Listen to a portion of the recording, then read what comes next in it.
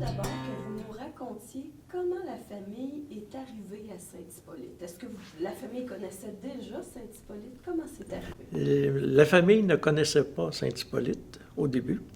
Et comme j'ai mentionné tantôt, c'est un hasard de travail qui a fait que mon père, en accompagnant ses patrons à Saint-Hippolyte pour faire un ouvrage de couverture sur un des emplacements qui appartenait au prêtre de Saint-Sulpice, a passé devant un petit chalet au lac des 14 îles. Et tout bonnement, en regardant l'abbé qui était avec lui dans l'auto, il lui aurait dit et que ce serait extraordinaire d'avoir cette petite maison-là pour ma grosse famille. L'année suivante, ça c'est en 1938, en 1939, avec le même abbé, je crois que c'était l'abbé Bellecour, il passe devant le petit chalet et la pancarte indique toujours que c'est à vendre pour les taxes municipales. Et là, l'abbé Bellecour dit à mon père, « Monsieur Laroche, la maison est à vous. » Mon père n'en croit pas ses oreilles. Et il demande à l'abbé de répéter. « Oui, oui, il dit, elle est à vous. » Il dit, « On l'a acheté pour votre famille. Et vous aurez qu'à la rembourser à la vitesse que vous serez capable de payer. » Et c'est comme ça que la grosse famille Laroche est arrivée au lac des 14 îles en 1939. Ça a mis beaucoup de vie dans ce petit coin-là, parce que dans les familles immédiates, il n'y avait pas plus de 3 ou 4 ou 5 enfants par famille. Alors, nous, de la place d'Armes de Montréal, on arrivait avec tambour et trompette. Et on me comptait, parce que moi, je suis né en 41, donc c'est des choses qu'on m'a racontées. On avait, semble-t-il, un vieux tourne-disque. Et on avait un long jeu, c'est-à-dire un 78 tours. Et c'était un genre de marche. Et ça jouait 100 à 200 fois par jour. Parce que mes frères et sœurs, ils étaient tellement fiers, comprenez-vous, de pouvoir avoir de l'espace, puis pouvoir s'exprimer. Parce que je vous disais tantôt qu'on est né on vivait à la Place d'Armes à Montréal, dans un édifice à bureaux, donc il n'était pas question de s'épivarder. Mes frères et sœurs, puis moi... non, c'est ça qu'on était au quatrième étage, puis dans cette bâtisse-là, il y avait des avocats, des ingénieurs, des ci, des ça. Et il fallait enlever nos souliers pour ne pas faire trop de bruit, parce qu'il faut bien vivre, on était des enfants. Puis, alors, vous imaginez, en ayant un pied à terre, à la campagne, comme dirait l'autre, on était fous comme de la merde. L'expression est peut-être un peu vulgaire, mais je pense qu'elle exprime bien ce que je veux dire. À la fin des classes, un des amis à mon père avait un camion, un gros camion, genre 10 roues, si on veut, même si ça n'existait pas dans ça, mais en tout cas un gros camion.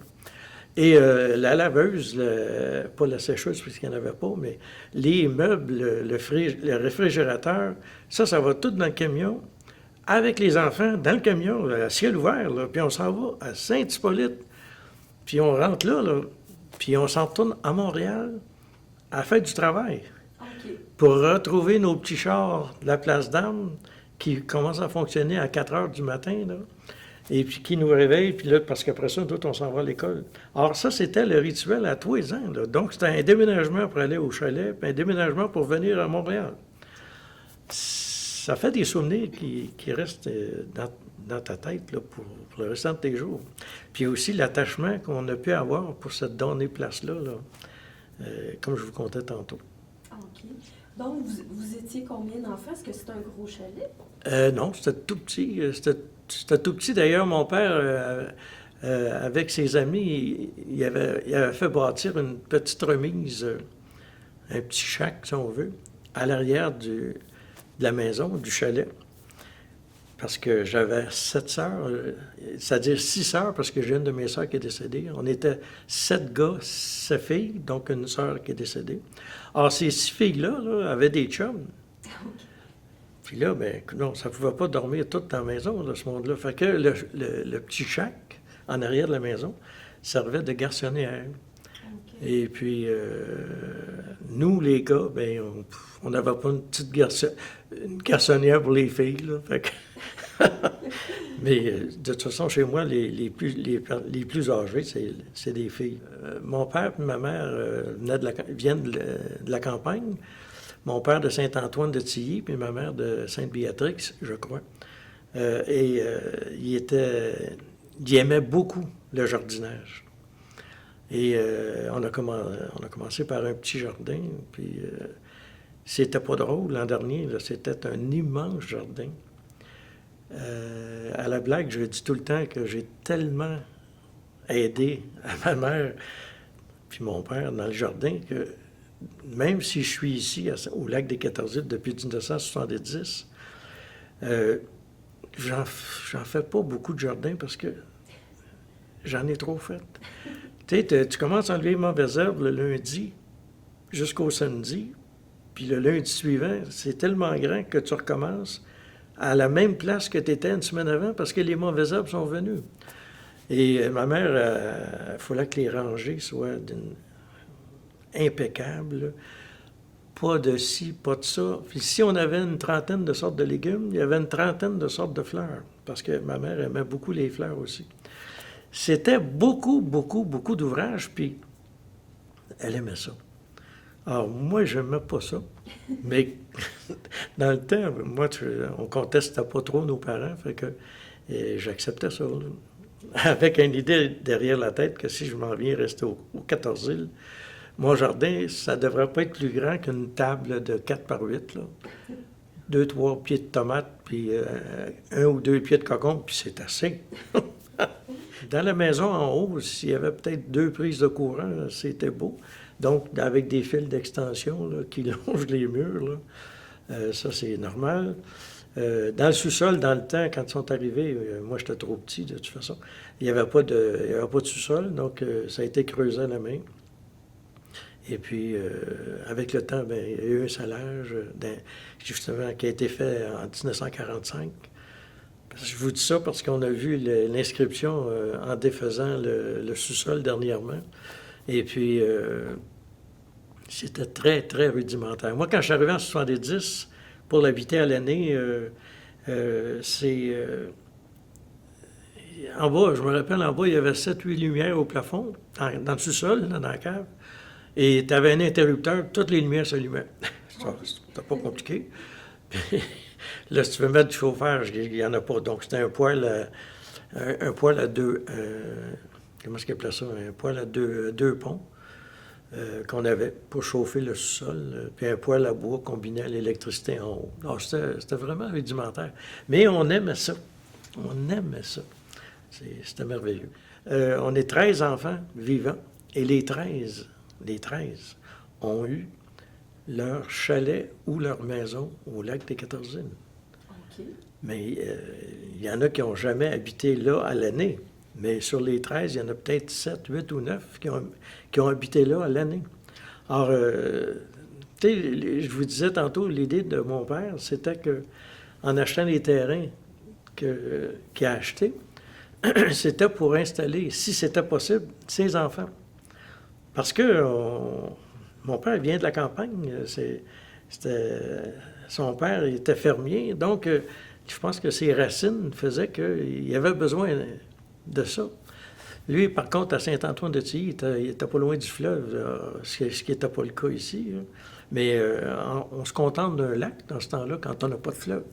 Il y en a juste un fleuve. Alors, on ne peut pas tout l'avoir. Là. Alors, c'est ça, on dirait qu'il nous a tout agi sur notre subconscient, en tout cas.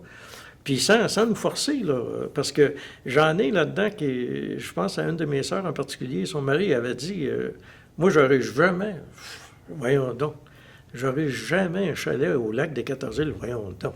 Je reste à Montréal-Nord, là, ça c'est... Puis il a eu une chance d'acheter un chalet, il l'a acheté, puis il a tellement aimé ça. Là, il nous disait, je comprends pas que j'ai repoussé cette idée-là. Là. Il dit, on est tellement bien. Vous savez, le lac des 14 îles, c'est quand même, dans le temps, quand il y avait moins de circulation, ça quand même à 40-45 minutes de Montréal. Tu sais, veut dire, tu t'en vas dans les Laurentides, puis au bout de 45 minutes, tu pars de Montréal, puis au bout de 45 minutes, tu es rendu dans les basses Laurentides, mais c'est les Laurentides pareil. Les montagnes qu'on a, on les aime pareil, parce que même s'ils sont basses, c'est des montagnes. Puis il y a beaucoup d'arbres, puis tu sais, on est très bien. D'ailleurs, moi, j'étais enseignant à Montréal, là, 32 ans, puis mes amis me disaient tout le temps, mais qu'est-ce que tu fous à Saint-Hippolyte? Tu tapes 1 heure de voyagement le matin, puis le soir. Oui, mais j'ai dit, vous autres, vous ne réalisez pas là, que moi, là, à Montréal, c'est la vie trépidante, puis c'est ci, puis c'est ça. Là, quand je me retourne chez moi, c'est la grosse paix. Le téléphone, là, s'il sonne, c'est parce que c'est quelqu'un qui me connaît, là, au 14 îles. À part de ça, ça ne sonne pas. Ensuite de ça, j'ai dit, si je veux voir des spectacles, partir des 14 îles, retourner à Montréal, c'est une affaire de rien, là. Tu sais, c'est pas partir de Mont-Tremblant puis s'en aller à Montréal, là. Alors, on avait les Laurentides à la portée de la main, puis on a profité en masse, puis on continue à en profiter. Mon père, quand il est arrivé en 1939, vu qu'on était une grosse famille, dans le temps, 12 enfants, parce que moi, je n'étais pas encore de ce monde, faisait aussi de l'assurance. Or, il y avait un monsieur, Honoré Desjardins, au lac des 14 îles, qui possédait beaucoup de terrain. Il en avait cédé énormément à ses 3 ou 4 enfants, en tout cas ceux qui étaient au lac, là. Et puis, mais il en restait encore énormément. Or, mon père, il était vendeur d'assurance. Alors, M. Desjardins lui disait à M. Laroche, si je m'assurais pour telle chose, ça me coûterait combien? Ma police me coûterait combien? Alors, mon père lui disait, parce que dans le temps, les prix n'étaient pas élevés, 8 ou 10 $. Ah oui? Bon, bien, on peut-tu faire du troc? Alors, mon père disait, il n'y a pas de problème. Fait que là, M. Desjardins allait dans sa chaîne, dans le haut côté, et il prenait une balle de corde. 1, 2 ou 3 ou 4 balles de corde, mais il en prenait une en particulier, puis avec 4 poteaux, puis son petit maillet à sa masse. Puis là, il disait à M. Laroche, vous venez avec moi, là, je vais vous montrer quelque chose. Puis là, bien, il partait dans le bois, puis dans la forêt, en tout cas. Puis là, il piquait une place, déroule la corde, un piquet, déroule la corde, etc., pour faire un carré ou un rectangle. Et puis, il disait à M. Laroche, ça, là, vous me dites que ça coûte 8 ou 10 $ la police. Ça payerait-tu ma police? Fait que mon père disait, certainement. Alors, il passait chez le notaire, puis là, il venait d'acquérir un terrain. Un autre terrain. Il y en a. Vu que les enfants de M. Desjardins ne semblaient pas vouloir s'en procurer d'autres, parce qu'eux autres, il y avait des terres, il y avait des animaux. Donc, ils étaient vraiment occupés avec ça, là. Alors, mon père, il s'est mis à acheter des terrains de M. Desjardins. Puis il en a acheté tant que plus. Il a tout acheté ce que M. Desjardins a bien voulu lui vendre, toujours en faisant du troc ou encore en y payant, parce que après ça, lui, il s'est mis à vendre des terrains. Donc, il peut en acheter, puis en vendre, etc. Alors, c'est comme ça que tous les enfants ont eu leur terrain au lac des 14 îles. Et comme je vous mentionnais aussi, c'est que mon père aimait beaucoup la place. Ses amis, de longue date, il leur parlait, venez faire un tour au lac des 14 îles, c'est pas loin. 45 minutes de Montréal, 50 minutes de Montréal. Fait que là, il venait faire un tour. Puis là, mon père leur disait, bien, regarde, là-bas, il y a une petite maison qui est à vendre, là. Va voir ça. Puis même, je me rappelle, moi-même, je n'étais pas vieux, puis on avait les clés de ces maisons-là. Puis là, je partais avec ce monde-là que je connaissais pas moi, parce que mon père disait, bien, va avec ce monsieur, puis ce madame-là, va voir le tel chalet. Puis on venait, puis le monsieur disait, Monsieur Laroche, on va acheter. Alors, j'ai fait le décompte, j'en ai dénombré 9 ou 10 de ses grands amis qui ont acheté des chalets aux 14 îles. Donc, ses enfants sont installés aux 14 îles, ses amis sont installés aux 14 îles. Puis ses petits-enfants, donc mes neveux, mes nièces, là, j'en ai dénombré 24 qui ont eu ou qui ont actuellement leur maison aux 14 îles, parce que c'est plus des chalets. Et j'ai même des arrière-petits-enfants, j'en ai dénombré 4 ou 5 qui ont actuellement leur maison au 14e. C'est de la folie furieuse. Puis pour la cerise sur le Sunday, bien, ça donne que le maire de Saint-Hippolyte, il a le bonheur d'être un Laroche, puis j'ai l'honneur d'être son père. Oui, il y a un petit bout de rue au lac des... Deux petits bouts de rue au lac des 14 qui portent le nom. Un de Ouellé-Laroche. Parce que mon père, pour expliquer pourquoi que ça, un petit bout de rue qui porte son nom, en plus de tout ce qu'il a pu faire pour la municipalité, c'est qu'il vendait des terrains, puis là, bien, pour vendre ses terrains dans le bois, bien, il faut qu'il fasse des chemins. Alors, il a fait cadastrer ces chemins-là, puis ça s'est adonné qu'ils ont appelé ça Ouellé-Laroche, un petit bout de rue de rien. Et puis, j'ai un autre de mes frères qui a fait la même chose, qui s'appelle Roger.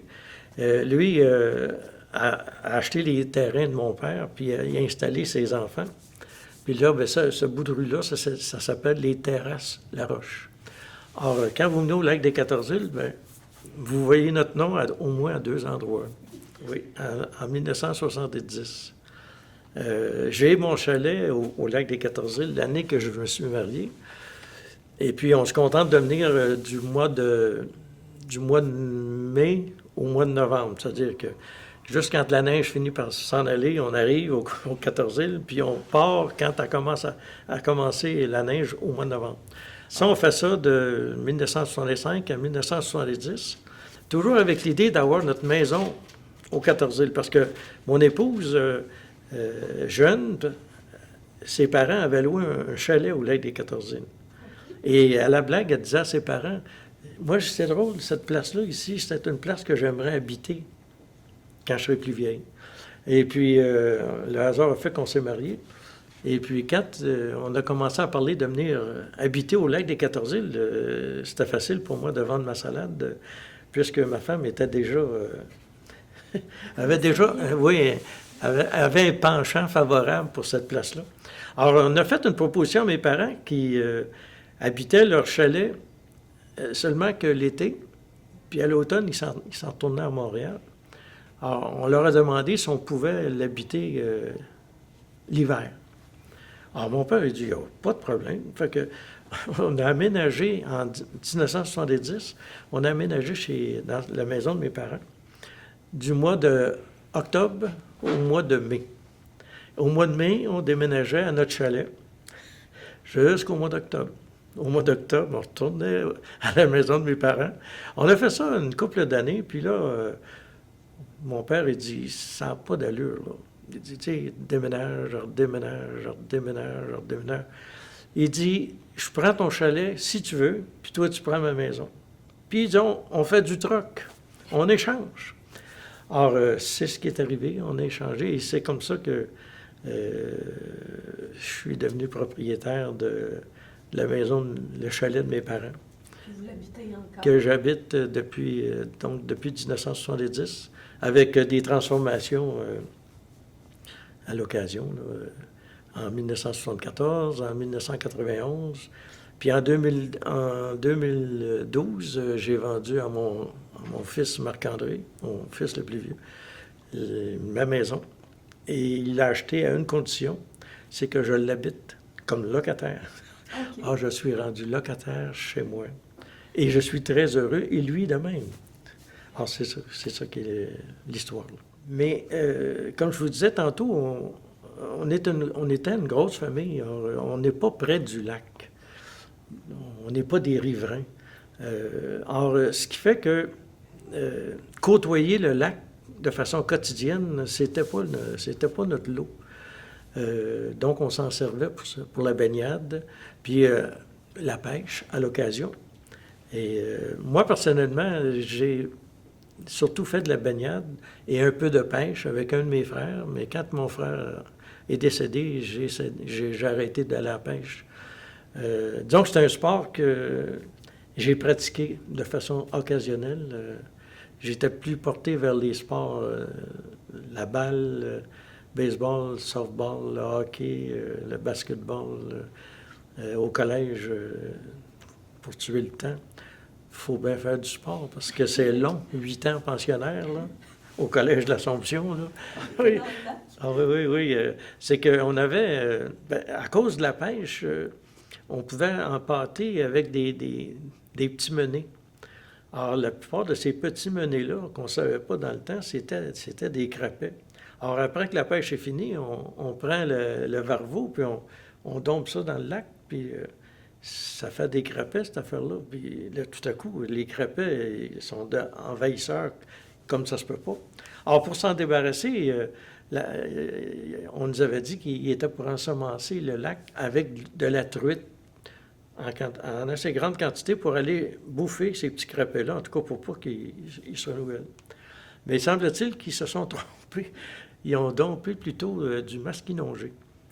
Ah, ça a mangé et notre crapet et nos achigans, parce qu'on avait beaucoup d'achigans. Puis là, aujourd'hui, bien, je ne sais pas s'il y en a autant, mais je sais qu'on a pêché en masse de ces poissons-là. J'ai une de mes sœurs qui est arrivée au 14 îles de façon permanente en 1960. Et elle me contait que dans le temps, au lac des 14 îles, s'il y avait 4, 5 ou 6 familles qui habitaient à l'année, c'était beau, là. Le restant, c'était des personnes, des plaisanciers qui venaient passer l'été à leur chalet. En passant, l'ancien maire de Montréal, Camillien Hood, a eu son chalet au lac des 14 îles. OK. Oui. Qui est maintenant habité à l'année. Maintenant, la personne qui l'habite, je ne la connais pas, là. Alors, donc, tu avais la famille Carrière, tu avais la famille Lauzon, tu avais la famille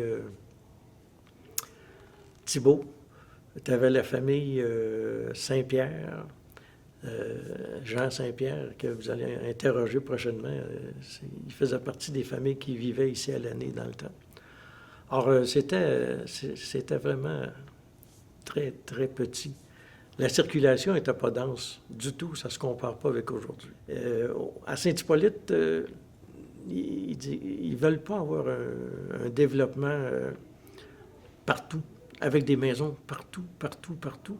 Ils veulent garder un côté nature, un côté important. Il y a un développement dans notre coin, Jean-Pierre, je ne me souviens plus de son nom de famille, lui, il a fait un développement où les terrains, les plus petits terrains, je crois, ont 35 000 pieds carrés, puis les plus grands, ils ont jusqu'à 100, 125 000 pieds carrés.